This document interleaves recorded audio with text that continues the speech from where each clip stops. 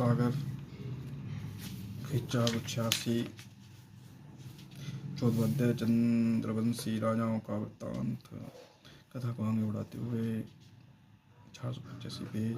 हे वह जिस प्रकार मित्रा वरुण के श्राप से उर्वशी मृत्युलोक में रह रही थी, उर्वशी के बिना देवलोक को सूना देखकर इंद्र के गंधर्व को यह आज्ञा दी कि तुम किसी प्रकार उर्वशी को यहाँ ले आओ।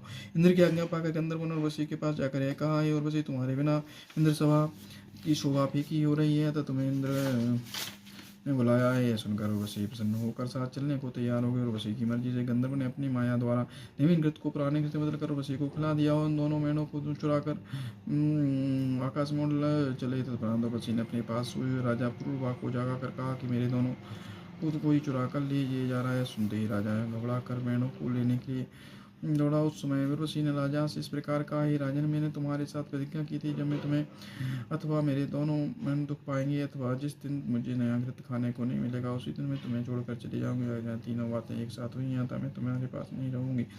उर्वशी बिजली के समान चमकती हुई वहां से उड़ गई। उस समय राजा पुरुरवा उसके वियोग में अत्यंत व्याकुल होकर वन में जाकर उसे ढूंढने लगा। एक दिन मैं उर्वशी को ढूंढता हुआ कुरुक्षेत्र में जा पहुंचा और एक सेमल के वृक्ष के नीचे खड़ा हो गया। उसी समय उर्वशी भी वहाँ अपनी सहेलियों के साथ सरस्वती कुंड में स्नान कर रही थी। हे परीक्षित, उस समय राजा पुरुरवा ने उर्वशी को संबोधित करते हुए इस प्रकार कहा, हे प्राण प्रिय, तेरे वियोग में मेरी ऐसी दशा हो गई है कि राजपाट आदि सब कुछ छूट गया है। तू मुझे छोड़कर चली क्यों गई? उर्वशी ने उत्तर दिया, हे राजन, इंद्रियों के वशीभूत होकर इस प्रकार हीन क्यों हो रहे हो? पुरुष को जितेंद्रिय बनना चाहिए। विषयासक्त पुरुष स्त्री के वश में होकर अपना सर्वस्व खो बैठता है। मैं किसी एक आसक्त न होकर केवल अपने सुख से रहती हूँ। जब तक कोई पुरुष मेरे पास मन को भाता है तभी तक मैं उससे स्नेह रखती हूँ। मैं किसी ज्ञान उपदेश को न मारकर अपनी मनमानी करती हूँ। उर्वशी द्वारा इस प्रकार समझाने पर भी जब राजा को कोई ज्ञान नहीं हुआ, उर्वशी ने दया करके उससे इस प्रकार कहा, हे राजन, एक वर्ष के पश्चात जब दूसरे वर्ष का पहला दिन आने लगेगा, उस दिन एक रात के लिए मैं तुम्हारे पास